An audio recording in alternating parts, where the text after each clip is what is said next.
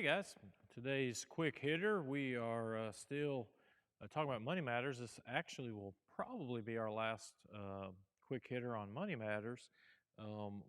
When the ideal isn't ideal. You know, we've been talking about transitional legacy, um, seeking to do well for our kids and our grandchildren. We've been talking about honoring our father and mother, but many times that. Ideal is not the case. And when that is the situation in our lives, what do we do? And thankfully, the Bible is not silent on this at all and has a lot to say.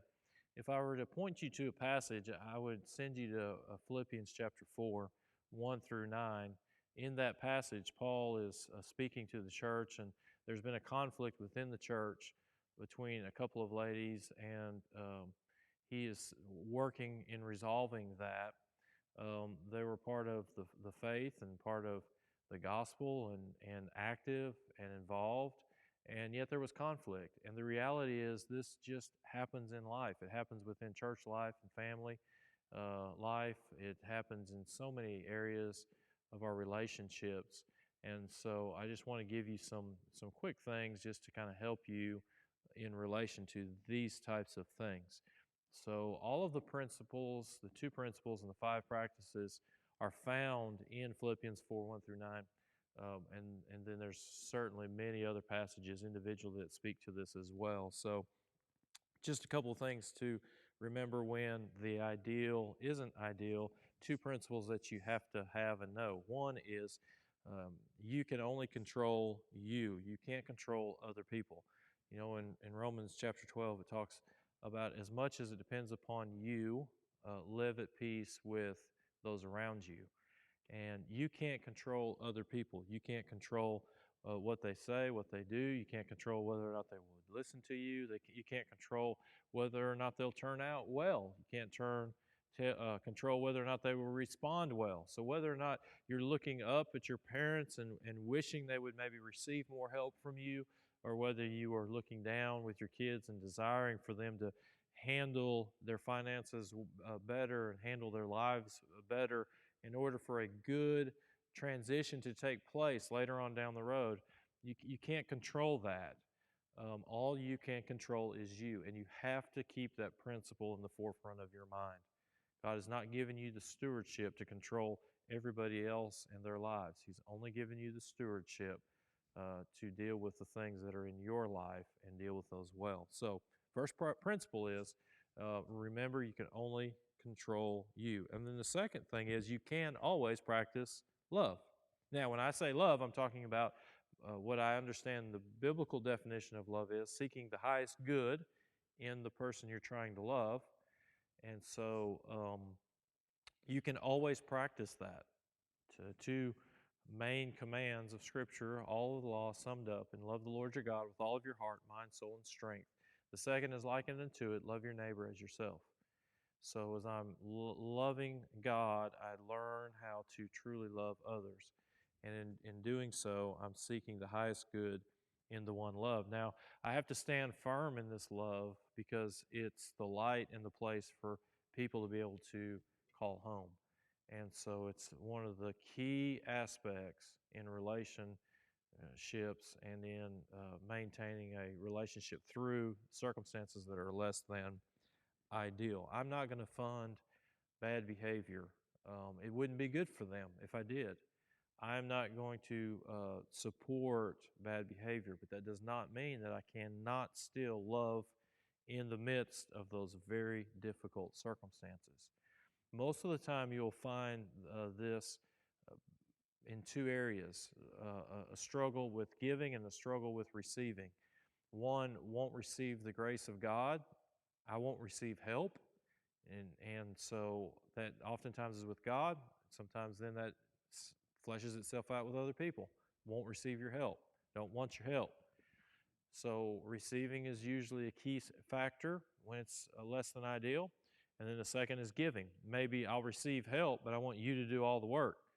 No, the help that is being given is help in order that it would encourage and promote the work that then I need to do.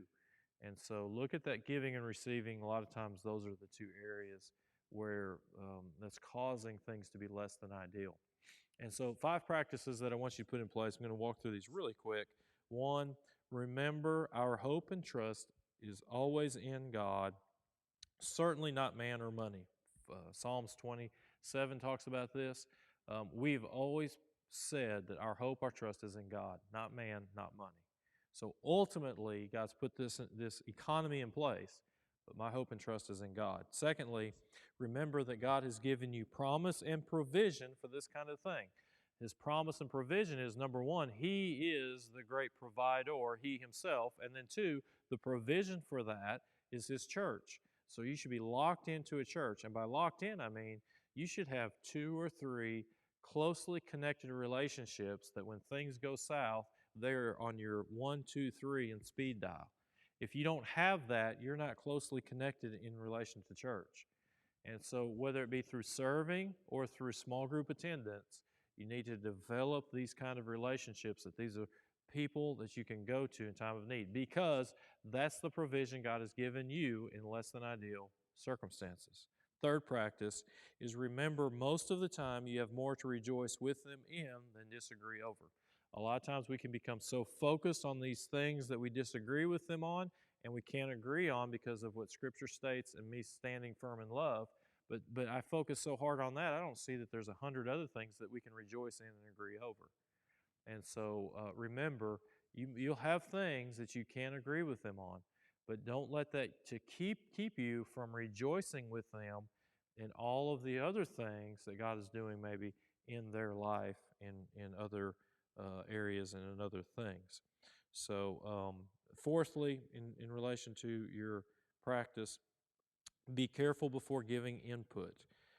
Proverbs 13:3 and 10 says this.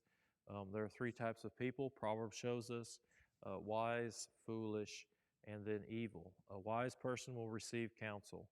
So if I'm just, I never look at trying to give someone any kind of words if I just have to get something off my chest, because I have to look at that other individual and say, are they willing to receive these words? Are they a wise person?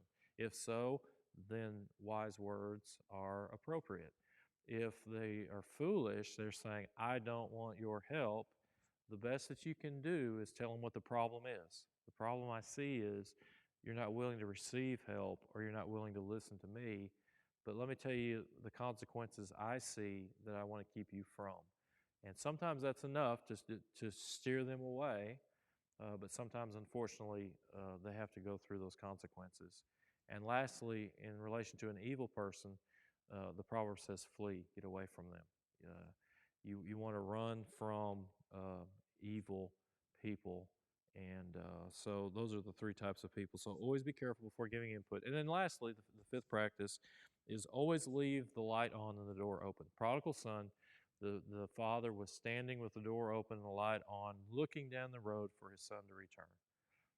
I may not be able to allow certain practices in my home or be a part of those certain practices, but I'm inviting them to a blessed place, and I'm always leaving the light on and the door open for them to return. I love them. I care for them. Doesn't matter if it's up or if it's down. And I desire for them to be able to come back home. So I hope that this helps. Been a joy to be going through this series with you. We'll continue with these quick hitters. We're going to do a book study after this, but you can follow a link and see the full sermon if you'd like to see more on this topic. Have a great week.